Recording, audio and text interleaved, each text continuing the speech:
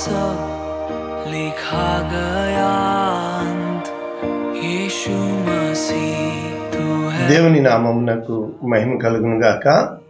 ప్రభునందు ప్రియులరా, మన ప్రభువు రక్షకుడునైన క్రీస్తు యేసు పరిశుద్ధ నామములో మీ అందరికీ శుభములు. 22వ తేదీ జనవరి మాసము 2025వ సంవత్సరం.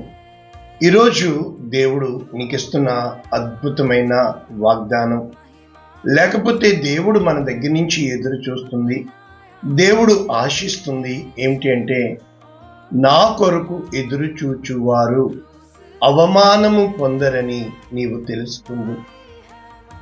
నా కొరకు ఎదురు చూచువారు అవమానం పొందరని నీవు తెలుసుకుందువు. యెషయా గ్రంథము 49వ అధ్యాయము 23వ వచనం, పూర్తి వచనము. రాజులు నిన్ను పోషించు తండ్రులుగాను, వారి రాణులు నీకు పాలిచ్చు దాదులుగాను ఉండెదరు. వారు భూమి మీద సాగిలపడి నీకు నమస్కారము చేసెదరు, నీ పాదముల ధూళి నాకెదరు. అప్పుడు నేను యెహోవాననియు, నా కొరకు కనిపెట్టుకుని వారు అవమానము నొందరనియు నీవు తెలుసుకుంది. ఇది పూర్తి వచనం. అయితే ఇంగ్లీష్లో చూసి మనము ఈరోజు నేర్చుకుంటున్న వాక్యము దేవుని కొరకు ఎదురు చూచుట. Isaiah 49:23 New Living Translation. Kings and queens will serve you and care for all your needs.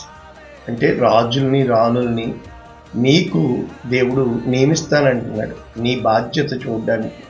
They will bow down to the earth before you and lick the dust from your feet.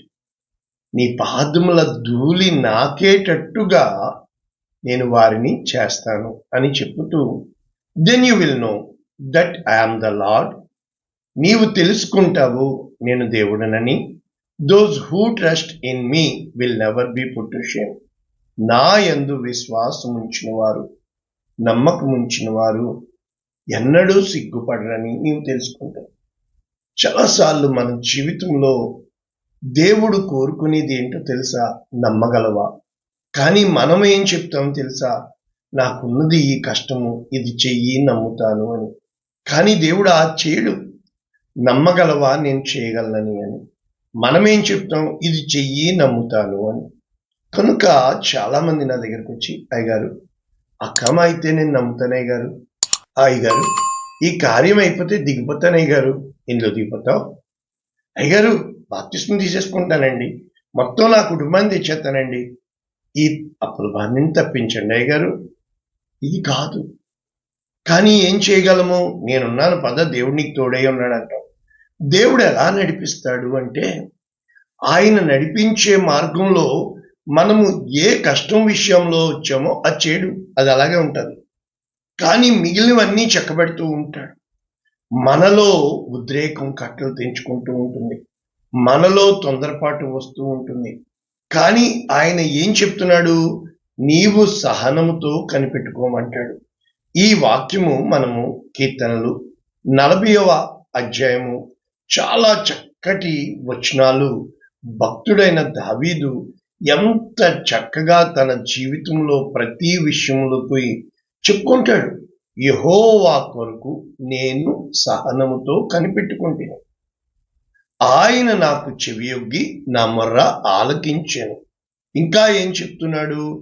నాశనకరమైన గుంటలో నుండి, జిగటగల దొంగ ఊబిలో నుండి ఆయన నన్ను పైకెత్తును. నా పాదములు బండ మీద నిలిపి నా అడుగులు స్థిరపరిచాను.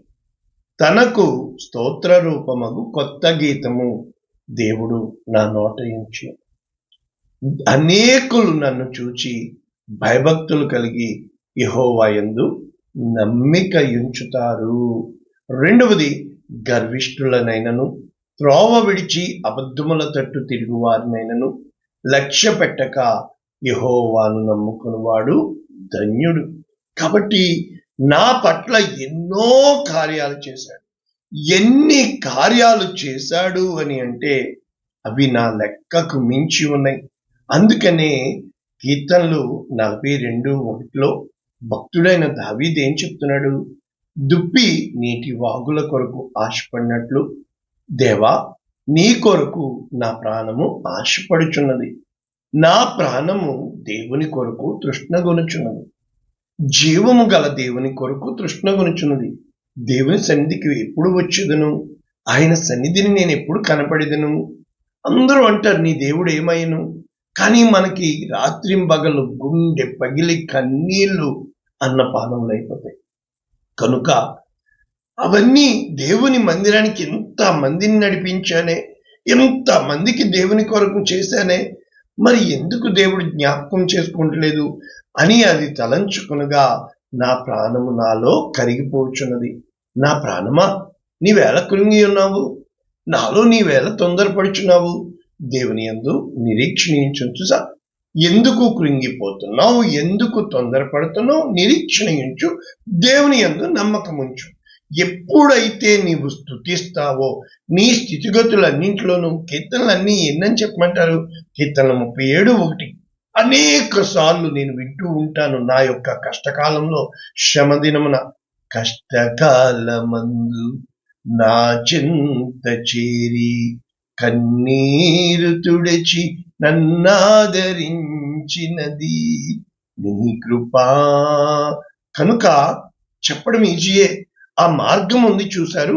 ఈ కనిపెట్టడంలో అయ్యో ఎన్ని కనికట్లు జరుగుతాయి, ఎన్ని కఠినమైన మాటలు వినాలి, ఎంత కఠినమైన మార్గం గుండా వెళ్ళాలి అని అంటే అది మనలో ఉన్న గందరగోళాన్ని, మనలో అంతరంగంలో ఉన్న యుద్ధ రంగాన్ని ప్రశాంతంగా ఉండమంటూ ఉంటాడు. నిన్న నేర్పించినట్టు వారు ఇక్కడ ఏమంటూ ఉంటాడంటే, చెడ్డవారిని చూచి నీవు వ్యసన పడకు, దుష్కార్యములు చేయవారిని చూచి మత్సర పడకము, గడ్డి వలె త్వరగా ఎండిపోతారు.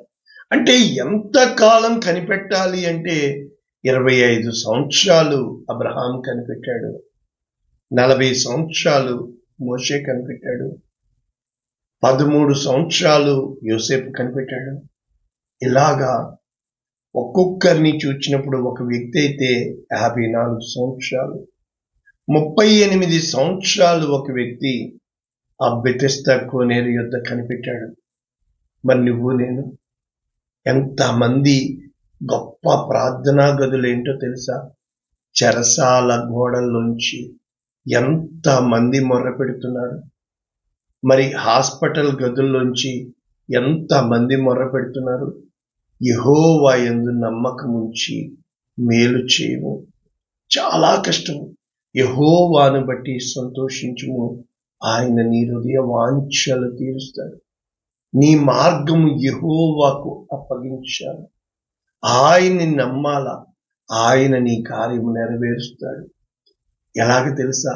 వెలుగు వలె నీ నీతిని, మధ్యాహ్నం వలె నీ నిర్దోషత్వమును. కనుక ఎలా కనిపెట్టాలో తెలుసా? మౌనముగా ఉండి ఆయన కొరకు కనిపెట్టుకో. ఎప్పుడూ కూడా నీ పక్కన అందరూ అలా అంటారు, ఇలా అంటారు, ఇలా అంటారు, అలా అంటారు, ఎన్నెన్నో చెప్తారు. ఏ విషయంలో కూడా అంటే ఇక్కడ కీర్తన 123 చాలా మంచి కీర్తన. ఎలా ఉంటుందంటే, ఆకాశమందు ఆసీనుడైన వాడా, నీ తట్టు నా కన్నులెత్తుచున్నాను. చూసారా ఏ విధముగా కన్నులెత్తుచున్నాడు? దాసుల కన్నులు తన యజమానుని చేతి తట్టును, దాసి కన్నులు తన యజమానురాలి చేతి తట్టును చూచినట్లు మన దేవుడైన యెహోవా మనలను కరుణించు వరకు. అంటే నీవు అంతగా చాలా జరుగుతాయి మధ్యలో. కానీ నీకు తెలుసా, అనేక సార్లు బెడ్ రెస్ట్ ఎందుకు రాస్తారో తెలుసా? ఏ చిన్న సమస్య ఇచ్చినా గో అండ్ టేక్ రెస్ట్. నీవు విశ్రాంతి తీసుకోవాలా. ఎందుకు తెలుసా? మిషన్ కూడా కొంచెం సేపు దానికి ప్రశాంతంగా పెడితే చల్లబడుతుంది. కంప్యూటర్ కూడా రిఫ్రెష్ కొట్టి దానికి రెస్ట్ ఇవ్వాలి. నీ ఆలోచనలు పలు విధాలుగా వెళ్ళిపోతూ ఉంటాయి. ఎప్పుడైతే నీవు ఒక రెస్ట్ తీసుకొని తిరిగి ఆలోచిస్తావో కొత్త ఆలోచనలు వస్తాయి. ఎప్పుడైతే గందరగోళంలో, హడావిడిలో, అంటే ఎప్పుడూ కూడా దేవుడు మౌనంగా ఉన్నప్పుడు మాట్లాడతాడు. ఏలియాతో ఏమంటాడు తెలుసా? పోయి అక్కడ ఉండు అంటాడు. ఇక్కడ ఏం చేస్తున్నావు అంటాడు. అప్పుడు సుడిగాలి వస్తుంది, మెరుపులు మెరుస్తాయి, భూకంపం వచ్చినట్లు అవుతుంది. వీటన్నింటిలో దేవుడు రాడు. అప్పుడు మౌనంగా ఉంటుంది. అప్పుడు దేవుడు మాట్లాడతాడు. మన జీవితంలో కూడా ఇవన్నీ కూడా మౌనముగా ఆయన సన్నిధిని చచ్చిన వాని వలె ఉండాలి. కాబట్టి కరుణించు వరకు. కాబట్టి ఎవరు తెలుసా? అధిక తిరస్కారం పాలైతుమి. అహంకారుల నింద, గర్విష్ఠుల తిరస్కారము మా మీద వచ్చినది.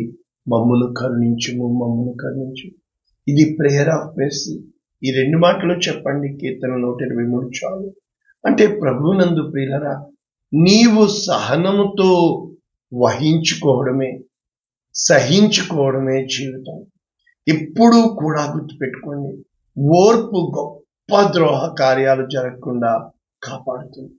ఎందుకు తెలుసా? నా జీవితంలో నేను అనుభవంతో చూశాను. ఎన్నో విషయాలు చూశాను. తల్లిబాడు మరి ఒక కోడి నిశ్చలంగా ఉంటేనే కదా గుడ్లు పదగలదు. ఆ కోడి గుడ్లు నిశ్చలంగా 21 రోజులు ఉంటేనే కదా కోడి పిల్లలు అవుతాయి. అంటే ఒక చిన్న కథ చెప్పనా? ఎలా కనిపెట్టుకోవాలి అంటే, ఒక వ్యక్తి చాలా దుడుకు స్వభావం అంట. ప్రతిదీ తొందరగా అవ్వాలి, అందరినీ చూసి కృంగిపోయేవాడంట. అయితే ఆ ఊరికి ఒక పెద్ద ఆయన వచ్చాడని, ఆయన చాలా ప్రశాంతంగా ఉన్నాడని అందరూ కూడా ఆయన కోసం చెప్తుంటే, మనోడిని కూడా తల్లిదండ్రులు పంపితే వెళ్ళాడంట.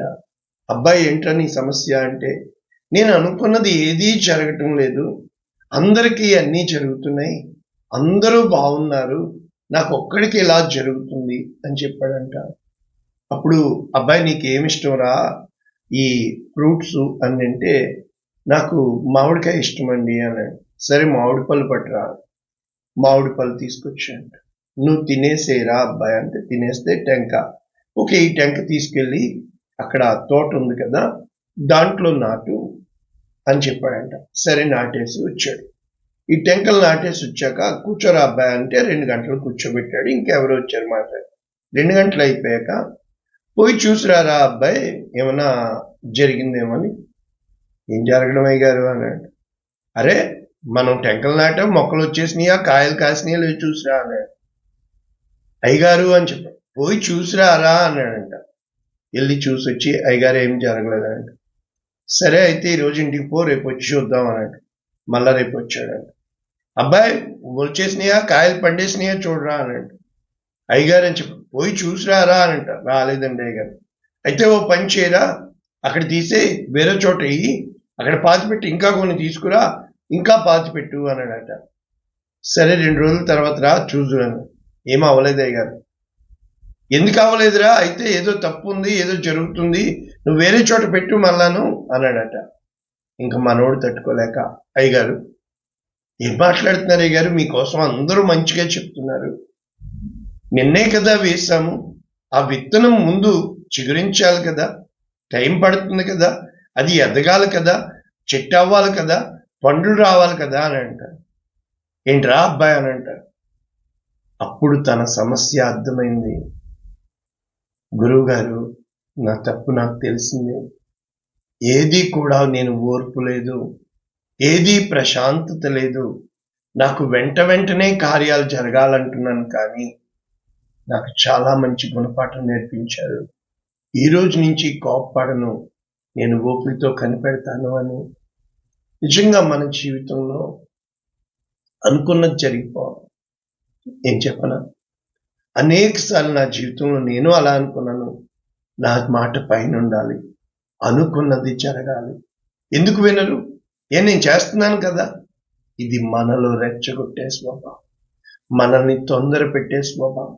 ఎప్పుడైతే దేవుడు మనకేమిస్తున్నాడు, దేవుడు మన పక్షాన ఏం చేస్తున్నాడు, దాన్ని బట్టి స్తుతించాలి. కానీ ఎన్నోసార్లు మన మాట గెలవలేదని, మన మాట నడవలేదని, మనం అనుకున్నట్లు జరగలేదని దేవుణ్ణి నిందించే వారంగా ఉంటాము. ఆయన ప్రతి స్థితిని కనిపెడుతూ ఉంటాడు. ఇక్కడ ఇంగ్లీష్లో దీని భావం ఏం రాశారంటే, those who hope me will never be put to shame.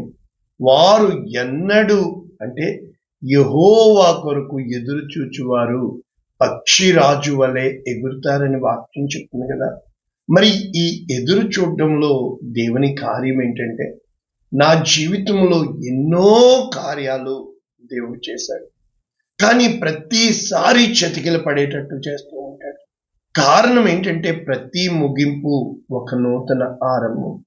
దేవుడు నీ పక్షాన కార్యాలు చేయాలని, దేవుడు తన కార్యము నీ పట్ల జరిగింది అని ప్రజలు చూడాలని దేవుడు ఇష్టపడుతూ ఉంటాడు. కనుక ఈ మాట హోప్ అన్న మాటకి కవ్వా అంటే వాళ్ళు అర్థం చేశారంటే waiting with expectation and trust. అంటే ఈ ఎదురు చూడడంలో నీవు అనుకున్నది మొదట నువ్వు రాయాలి, రెండవది అది నీకు కలిగింది అని నమ్మాలి, మూడవది నీ దేవుడు శక్తిమంతుడు అని నమ్మాలి, నాలుగవది నువ్వు ప్రశాంతంగా ఉండాలి, ఐదవది నీ చుట్టూ చాలా జరుగుతూ ఉంటే కానీ ఓ నా ప్రాణమా ఎందుకు తొందరపడుతున్నావు, ఓ నా అంతరంగమా నీవెందుకు కృషించిపోతున్నావు, అరే నువ్వు నమ్మింది దేవుణ్ణి, తప్పక ఈ చీకటి వెళ్ళిపోతుంది, వెలుగు కలుగుతుంది. ఎర్ర సముద్రంని 2 పాయలు చేసిన దేవుడు నీ దేవుడు కాదా? చనిపోయిన లాజర్ను బ్రతికించిన వాడు నీ దేవుడు కాదా? ఈ క్షణం వరకు నేను సజీవ లెక్కలో ఉంచింది నీ దేవుడు కాదా? నువ్వు ఎందుకు తొందరపడుతున్నావు? అంటే ఈ యొక్క విశ్వాసము, ఈ యొక్క వాగ్దానము, ఈ యొక్క ప్రమాణము ఎందుకు నీకు అవసరము? దేవునికి అవసరము అంటే ఇటు నీవు ఎదురు చూస్తున్నావు దేవుడు కార్యం చేయాలని, అటు దేవుడు ఎదురు చూస్తున్నాడు తన కొరకు ఎంతమంది నిలబడతారు అని. కనుక నిలబడకుండా మధ్యలో వాళ్ళు లేపేసేవాడే దుష్టుడు. అంటే దేవుని మీద ఎవడు దేవుని మీద అనుకుంటాడో ఆయన వానిని పూర్ణ శాంతి గలవానిగా చేస్తాడు. కనుక వాళ్ళు ఎప్పటికీ కూడా డిసప్పాయింట్మెంట్ అంటే వారు అవమానింపబడరు, వారికి ఎన్నడూ కూడా సిగ్గు కలగదు, వారు ఎన్నడూ కూడా అపజయం పాలవరు. ఖచ్చితంగా ఎదురు చూసింది జరిగి తీరుతుంది, అది నాలో జరిగింది అంటే ఖచ్చితంగా దేవుడు నీవు అడిగింది ఇస్తాడు.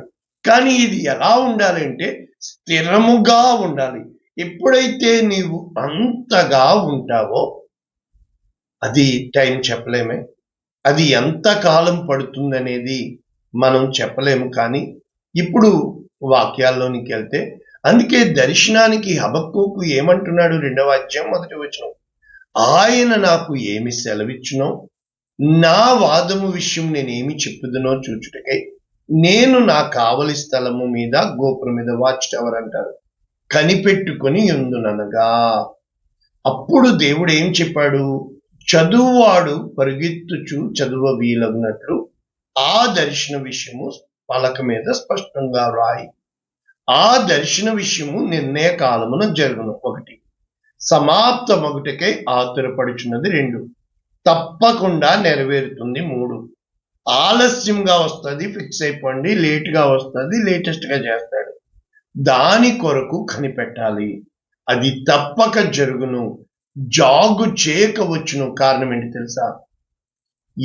నీతిమంతుడు విశ్వాసము మూలముగా బ్రతుకును.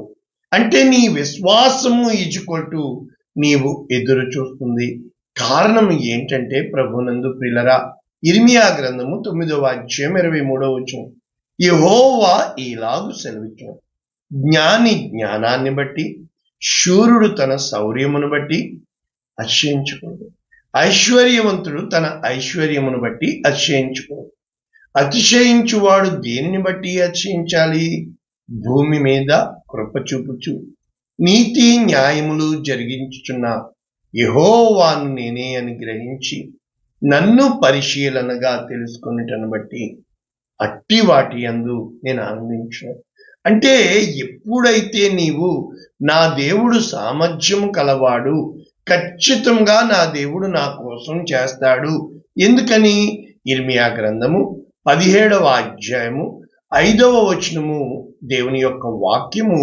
అంటే నీవు ఎవరిని నమ్ముతున్నావు?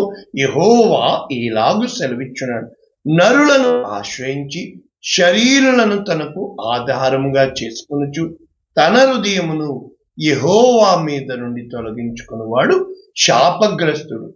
ఇతను ఎలా ఉంటాడు?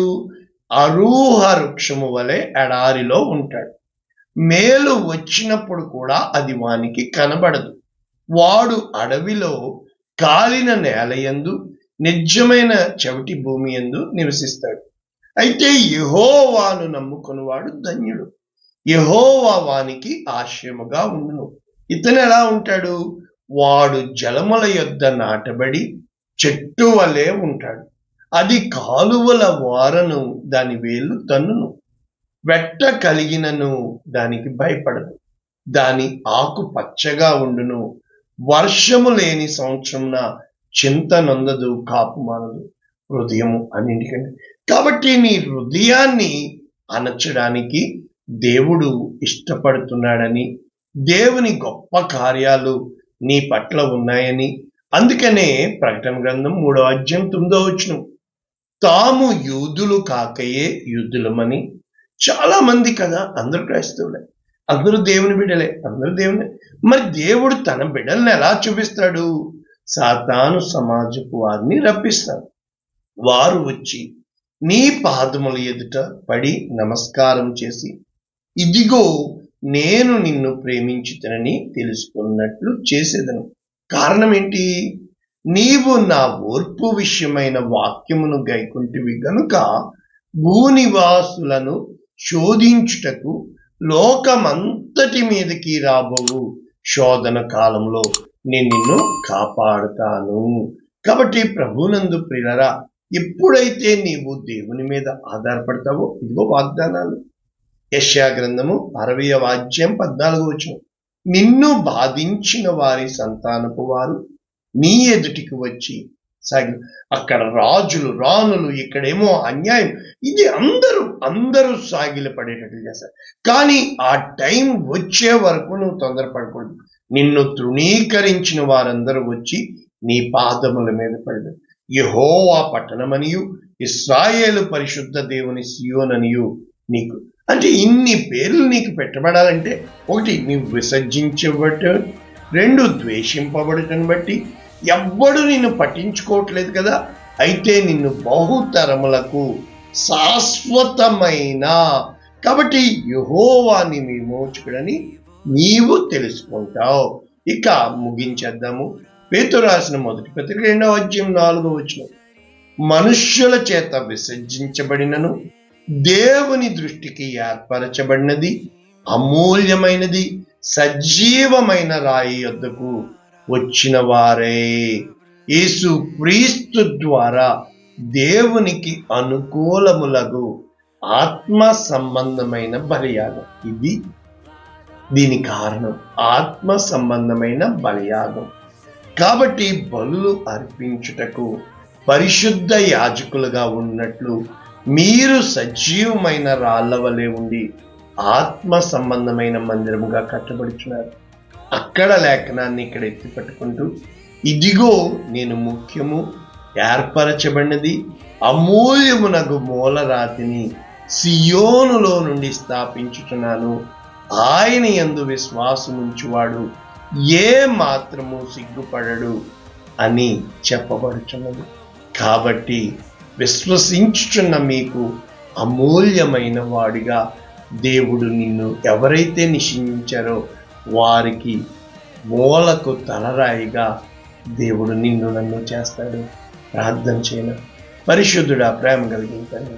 విత్తబడిన వాక్యములు వీరు ఎంత మాత్రము అనుమానము లేకుండా, సందేహము లేకుండా నా దేవుడు నాకు చేస్తాడు, నా దేవునికి సమస్తము సాధ్యము, ఆయన నన్ను విడువడు ఎడబాయడని నిబ్బరము కలిగి ధైర్యంగా నిన్ను నమ్ముటయందు కృప చూపించమని యేసునామమున దీవిస్తున్నాము తండ్రి. ఆమేన్. God bless you all. దేవుడు మిమ్మల్ని దీవించును గాక. ఆమేన్.